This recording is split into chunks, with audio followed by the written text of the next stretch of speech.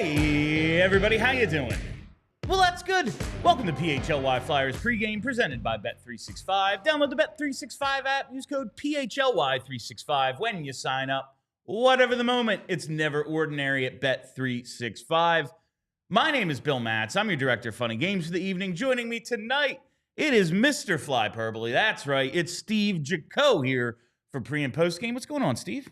So ready for the fun and the games, which will both happen tonight, right? We're going to have fun? Are we going to have fun, folks? You know, like I've been calling Kelly the ultimate optimist, and even she is like Team Tank now, and I see her in the comments already. Like our thumbnail tonight is tonight the night, and Kelly just, I don't think tonight is the night, fam. No, it's not looking Tampa good there, Bay Bill. is really freaking good. We're going to get to them in a little bit, but man, this 0-5 homestand thus far, 2 games remaining, still time to record a victory on this homestand, but it's not looking great. It's really not looking great. No, these poor the only people I feel bad. I actually feel bad for the season ticket holders. I do. Like, it is. You just got to see this miserable team for an entire homestand. It sucks. Like 7-game homestand. All right, we're gonna get to see Mishkov, and like that's cool and everything. Sure. But other than that, I mean, kudos to all the hardcore fans, like the people who still show up for our pre-games, our post-games, people who go and watch this freaking team.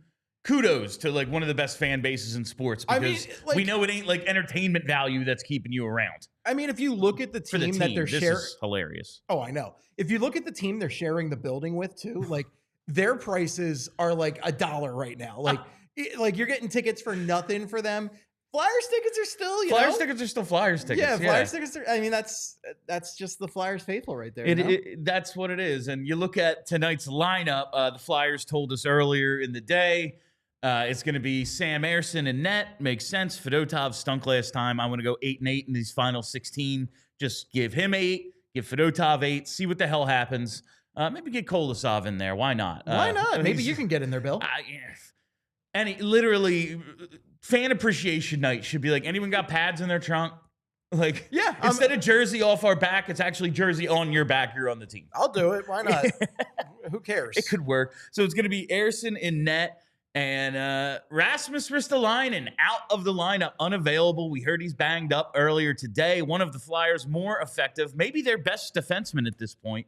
And yikes, he's not going to be in there. So we take a look at who is, and Charlie gave us the lines from morning skate today. Got to believe this is what it's going to be, because it's pretty much all they have. And it's freaking ugly, man. It continues to be what it's been, but the defense, like York Sanheim, okay, Sealer Drysdale, all right, Andre Zamula, ooh, all right, like I like Andre. Zamula is fine, but neither of them grizzled vets at this point. Certainly not. Both maybe prone to big mistakes at times. I just saw like in the comments under the maybe it was under Jordan's, maybe it was under Charlie's tweet, like, third pair getting ready to be -3 tonight. We'll see how it goes. But there was a change up amongst the forward lines for the first time in a little bit. Couturier, Tippett, Mishkov stays together. But we have the Cates line has changed, Steve. Oh, we have Cates with Forster and Travis Konecny. Travis Konecny swaps out with Bobby Brink. Brink is going to be playing with Paling and Licksell tonight. The fourth line again is what it is.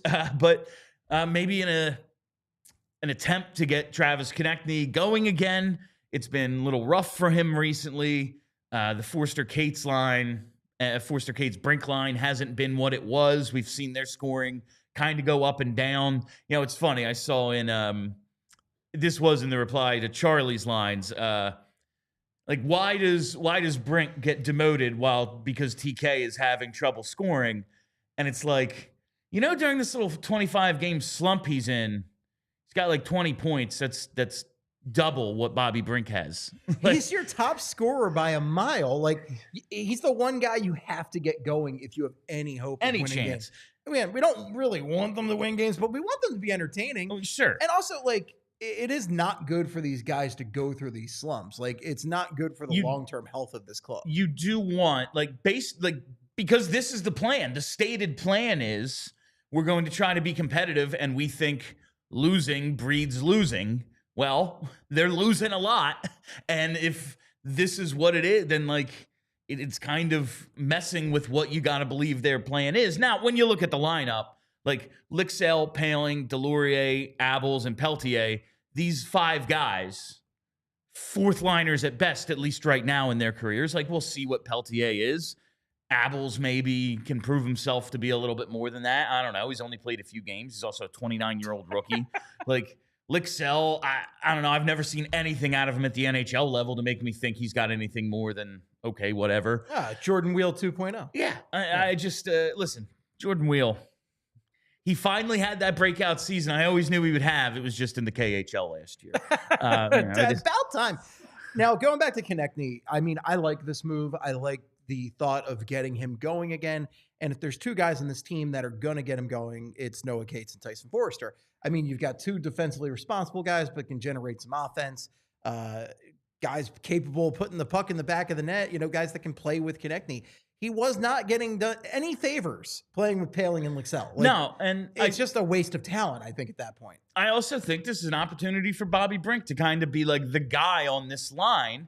It's a little bit of a different role, but I don't know, as we've watched the Cates line as it was together for several months for the most part. I think they broke it up like for a game or 2, but really it's been those 3, Cates, Forrester, Brink together. I like Bobby Brink a lot, but I look at him as the 3rd guy on that line. Easily. Like he seems to be the most replaceable piece, and I think he does some things very well. I think he's turned himself into a guy who wins a lot of battles. He's better on the forecheck, just more little things oriented than he was last year. But now you have what could be a dynamic scoring element on that line. I want to see how they all do. And Bobby Brink gets a chance to be like, hey, that line that TK couldn't do anything with? We were +2 tonight. Like, maybe that happens. So it's an opportunity for him as well to kind of play with different teammates, get some reps, be in a little bit of a different role, and see how it goes. So I am looking forward to seeing how those lines go. Obviously looking forward to Mishkov, because that's it. That's all we have is Matvei Mishkov right now. That's all the we have. reason to tune in, is to see Matvei Mishkov. Maybe he does something cool. Maybe he picks up a couple of points. But I want to talk about TK on this 3rd line and just his struggles lately. He is now at 9 straight games without a goal. That game he scored in, the 9 games prior to that, he went without a goal. 1 goal in the last 19 games. That's rough. Yikes. That is rough for him. 2 goals and 20 points in his last 25 games. First half of the season, he was on a 40-goal, 90-point pace. The last 25 games, he is on a 7-goal, 66-point pace. Like, it has just really been rough for TK. You look at the full season where he is right now, like, he's on pace for like 27 goals, 81 points. That's a really good season. It's just not what he was doing in the first half. And like, he was in top 10 scoring at some point. He was up there. He was right, like, in and out. Like, basically every time he played, he got himself back into the top 10 in scoring, is basically how it went for the whole first half of the season. And even a little after that, because he was picking up, he had like a 3-assist game. He had a 4-assist game in there. It's really recently where the offense kind of dried up entirely. But points in back-to-back, so maybe he's getting going again, and you get him on the Cates-Forster line, and maybe he starts racking up points once again, because they do spend a lot of time in the offensive zone. He's on the verge of losing the goal-scoring lead on the team right now. He's got 22. Matvei Mishkov's got 20, and Owen Tippett's got 19. So they're knocking at the door, TK. You got to get that lead back. It is crazy, when he seems to be running away with it for points this year, and now, like, Mishkov, he's got a lot of 2 goal games this year. Like, He could easily be tied with him after tonight. We'll see. But this is what is concerning me about TK right now. Game 41. Against the Leafs, he scores 2 goals. That gets him to 20 goals in 41 games this year. He tied a season high 6 shots on goal that night. He averaged for the first half of the season over 2.5 shots on goal per game. He was shooting 19%. You had to believe that probably wasn't going to last. Some guys, they're hot all season. They just have that one crazy year, but you knew 19% probably not sustainable. Since then, and he had 21 games with 3 or more shots on goal. So more than half the time, he's getting a whole bunch of shots a game. shooting a lot.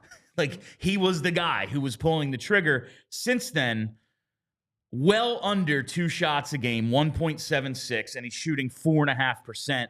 He's only got 6 games in the last 25 with 3 or more. So, like, under a quarter of the time now, when in the first half, it was more usual than not he got 3 shots on goal.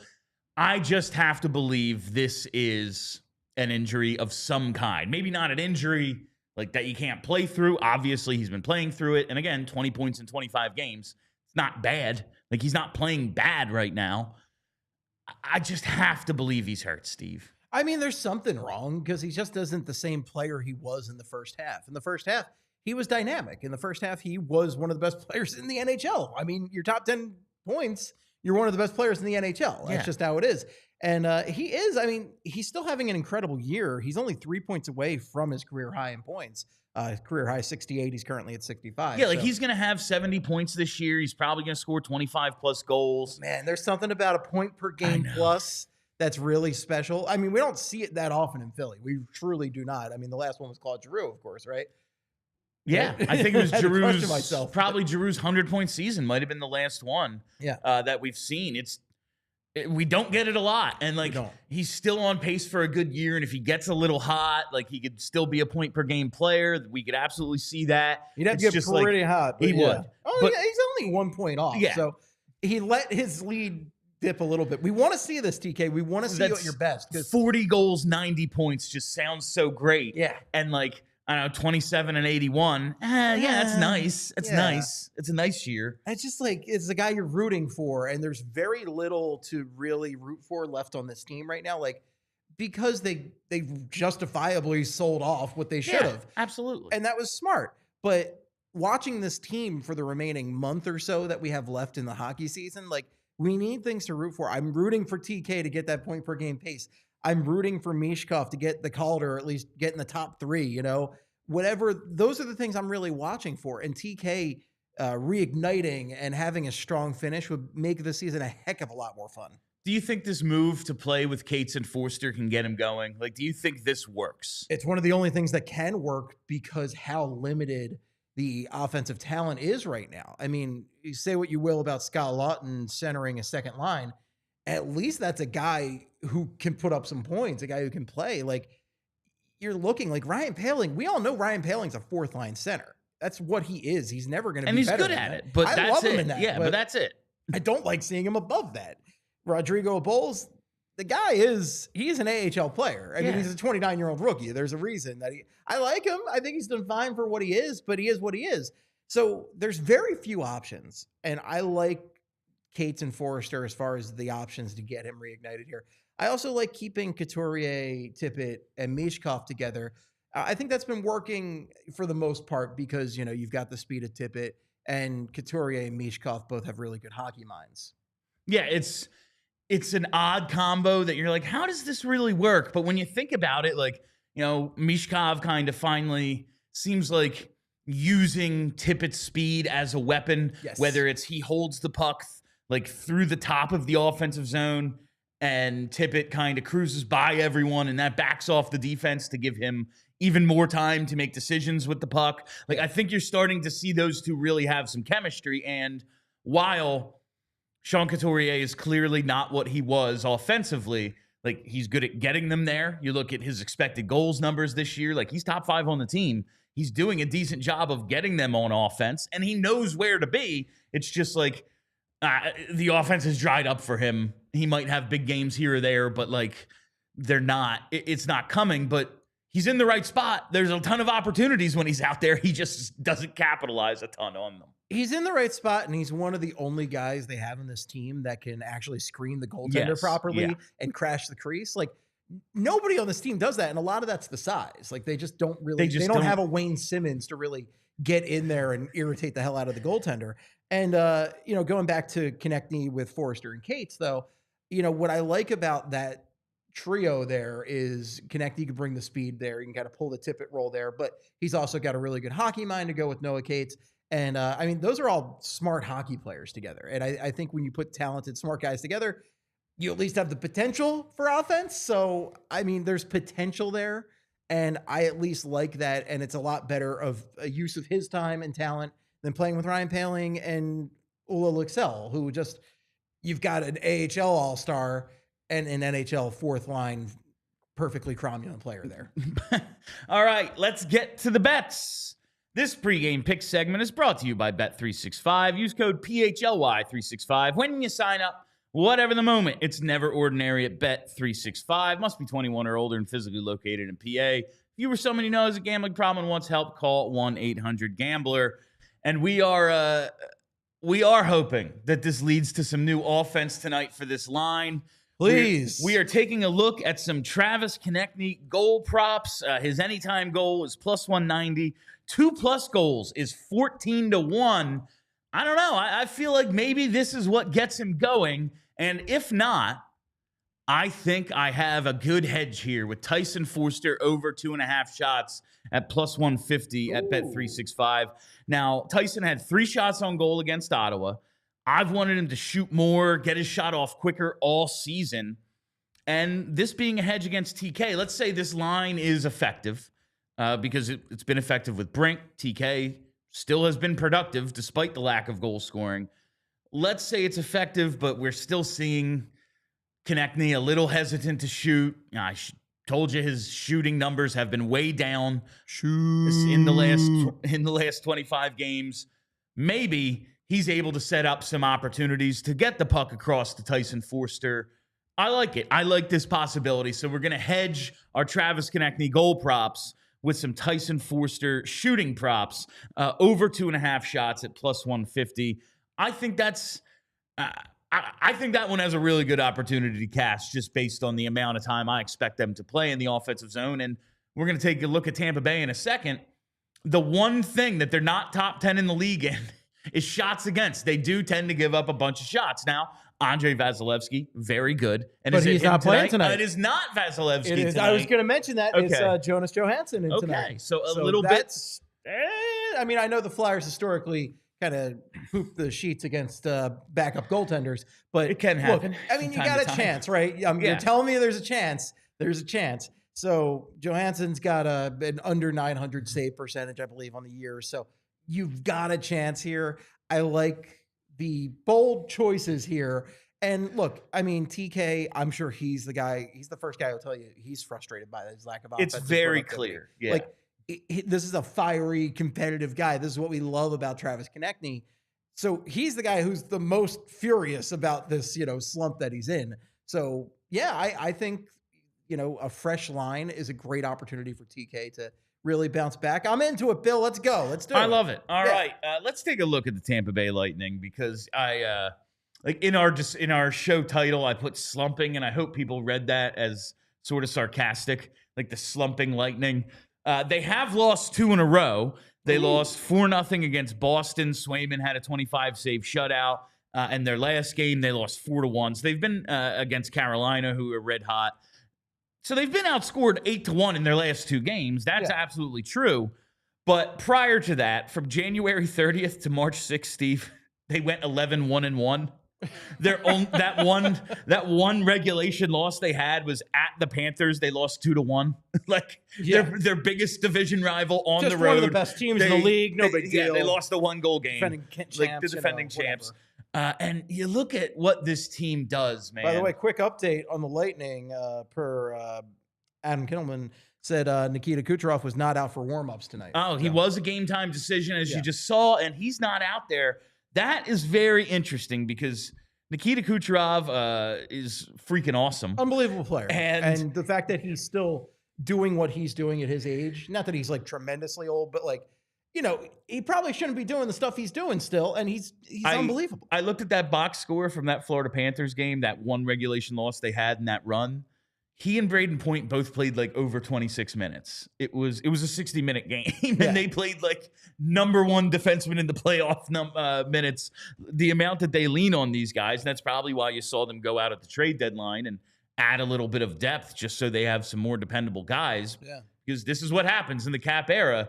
Like, you assemble a team, even if it's all guys you drafted, basically. Well, they got back one of the guys they drafted. Yeah, they got one of them back. Like, you eventually can't pay everybody. It's not like the NBA where he doesn't really count against the cap because you have his rights. Like, doesn't really. We need 7 guys too. Like, come on. Like, it's not rocket science, Sixers. We got to let some dudes go, and they're depending so much on the top of their lineup. But Nikita Kucherov, 92 points. It's like, yeah, it's game 65. He's at 92 points. I can't even imagine. Like, we talk about like having Claude Giroux and how great that was in like his big seasons. His big seasons were never like that though, where you're looking at like 92 points and 60. Like, it's ridiculous. Like, and just like Tampa Bay just keeps finding these freaks in it, which is just good drafting on their part. I mean, or just good scouting out, because like I remember they got Marty St. Louis from the Flames, in the Flames organization. They saw that and brought him on board, and he was unbelievable for him. Vinny LeCavalier, before he stunk as a Flyer, was a very, very good Tampa Bay Lightning. Like, they have found some special players in their time, and Kucherov is. So I'm not going to miss him tonight. No, you look at the rest of the talent they have, though. It's not as if it is a one-man show. It's still a good first line. I'm looking at the daily face-off lineup here, Bill. And the first line still Jake Gensel, Braden Point, and Nick Paul. Second line, Brandon Hagel, Anthony Cirelli, and Giggers. I always forget how to say his name. Zemgus Girgensons. Right? There you go, Girgensons. But they have 3 other guys with 30 goals. Kucherov, he has 28, like, unless he misses the rest of the regular season, which there's no reason in that. They don't need to do their cap gymnastics and put him on fake LTIR. Oh, like the Panthers? Yeah, he's at 28. Like, they're going to have 4 30-goal scorers. It's unbelievable. They have 6 players with at least 45 points. They are second in goals per game. They're 7th in goals against per game. Their power play is 6th. Their PK is 8th. Shots a game, almost 29. Oh, that's outside the top 10. They're 11th. Oh. And shots against, they're 19th. So you do get some shots. 29th in all those categories. Yeah, it's unbelievable. There's a reason that they've been selling for so long. Yeah. And even the guys they're selling, it's like, yeah, I like Scott Lawton. He's not exactly a difference maker out there. First rounder and a prospect for Scott Lawton. I'm still amazed by that. Yeah, we'll see if this prospect ever gets his It's a warm body for, again, Scott Lawton for a first round pick is still wild to me in general, because that's a bottom 6 player, folks. We'll see if Grabenkin ever gets his work visa, but it's unbelievable the way this stuff's working out. But regardless, no comment on that one. The one thing they do have is the Lightning is a tendency to give up a decent number of shots. Victor Hedman, he's been awesome, but I don't think he plays quite the minutes he used to. He plays a little bit less, and McDonough's got to have some wear and tear. McDonough's 35 years old at this point. Yeah, the defense, I think, is showing a little bit of. I mean, they're an awesome team still, but they're not quite what they were when they won the East 3 straight years. That's pretty impressive, but not quite there. They're just merely awesome, not a full-on all-star team anymore. that's what it's been. But they're still really fun to watch. It's a little bit of a bummer. Kucherov's not going to be out there, because I always want to see Mish against the Great Russians, because I think he steps up. That's true. I think he steps up a little bit in those games. There's just a little bit extra.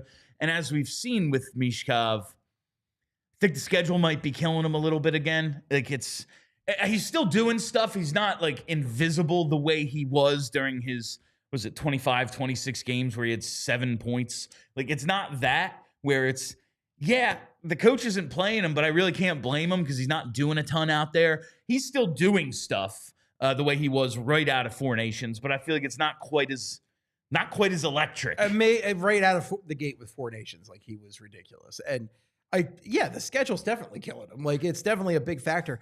I would say I would very much appreciate it if John Tortorella would go ahead and not bench him for a significant portion of the game tonight. That'd be really nice, because we're here to see one thing, really, and that's Matvei Mishkov, Tortsy.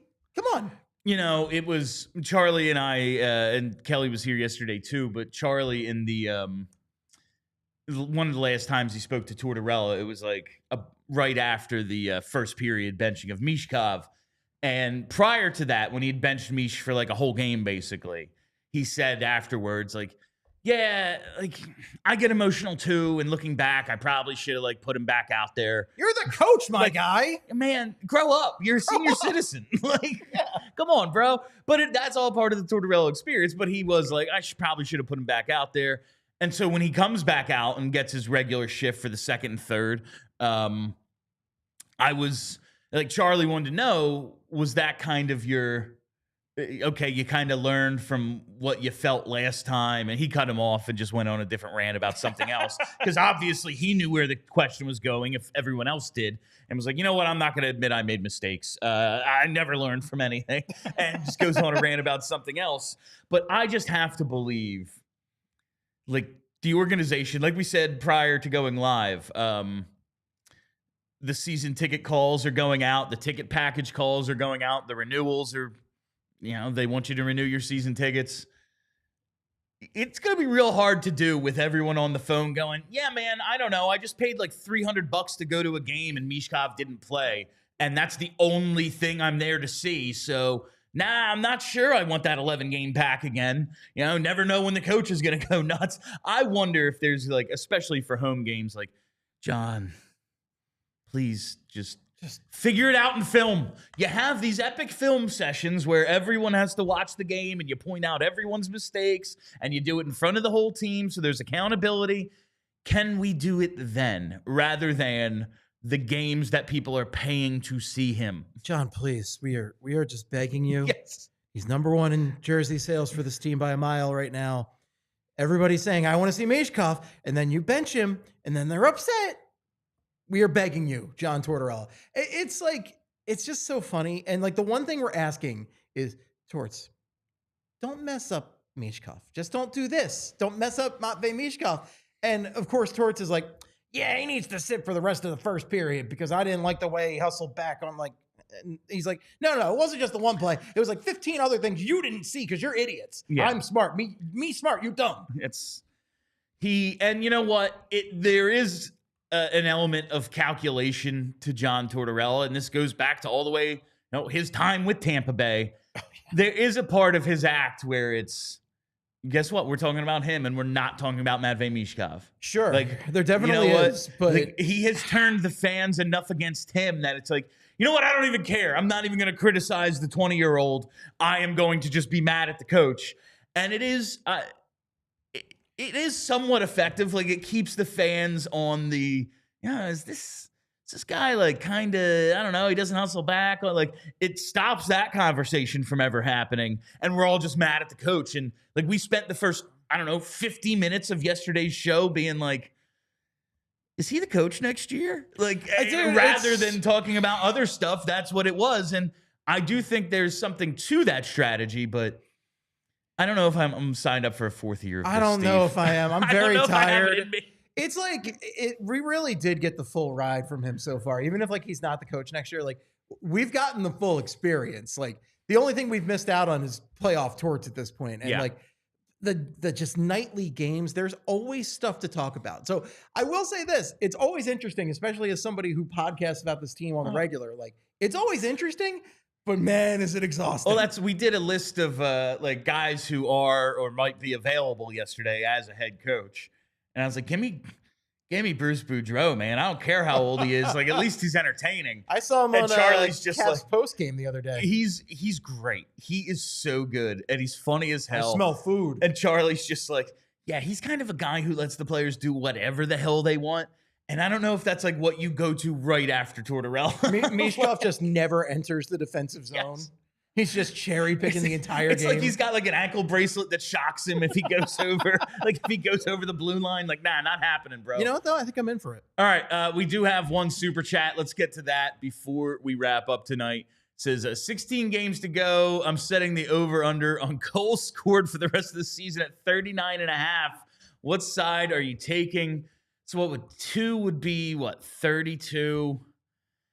They got to score 40 goals in the last 16 games. Now, no, they don't. Like, look at this offense. They don't need to score 32, quite honestly. But if Mishkov scores those 32. I think I might take the under there, JE. So I'm feeling the under, but I think I'd have to see what the odds are, right? That's the end of this season's schedule. Now the Flyers are bad too, and again, half of their forwards aren't better than fourth liners. So maybe, but the last 10, 11 games, there's a bunch against pretty bad teams. This offense is lousy, but this offense, especially if TK doesn't break out of it, who the hell scores? But it's just Mishkov. What if Jet Luchenko comes up? I'm wondering if that's going to happen. Maybe he joins the AHL. I'm interested to see what happens. I know there's a Jet. whole. I don't know all the paperwork with call ups and everything. I've heard there's a whole whatever with that. But what if Jet comes up and has a cup of coffee, huh? That might be cooking with gas. How much is he going to score? No, but he at least can play center. He can. He play center. Man, I just want to see a game or two if he does come up. Tippett, Luchenko, Konecny. Let's go. Just the speed chaos line. Why not? Thank All right, you, Kelly. This has been PHLY Flyers Pregame presented by Bet365. Download the Bet365 app. Use code PHLY365 when you sign up. Whatever the moment, it's never ordinary at Bet365. Make sure you come right back here as soon as this thing goes final for postgame. Follow us right here on the YouTube page. Set that reminder bell so you never miss a live show. Follow the podcast. Yeah, that's what it is. Follow the podcast, PHLY Flyers, and follow us on Twitter at PHLY_Flyers. It's where I do all my in-game tweeting. All right, that's it. I am Bill Matz. That's Steve Jaco. Until postgame, let's go Flyers. We all silly like the mayor.